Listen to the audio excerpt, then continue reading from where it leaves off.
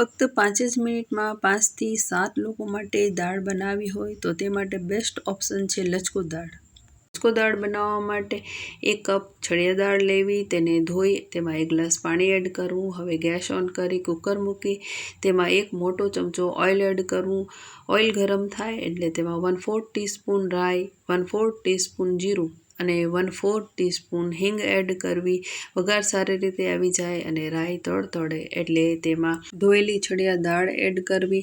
ત્યારબાદ તેમાં જરૂર મુજબ પાણી એડ કરવું. 1/2 ટીસ્પૂન હળદર પાવડર, 1 સ્પૂન લાલ મરચું પાવડર અને મીઠું સ્વાદ મુજબ એડ કરવું. દાળને વધુ તીખી બનાવવી હોય તો મરચું પાવડર થોડું વધુ એડ કરી શકાય. તેને હલાવી અને કુકરનું ઢાંકણ બંધ કરી ફક્ત 2 સીટીમાં આ દાળ તૈયાર થઈ જાય. તો કુકર ઠરે એટલે ખોલીને ચેક કરી લઈએ તો તૈયાર છે સરસ મજાની લચકો દાળ.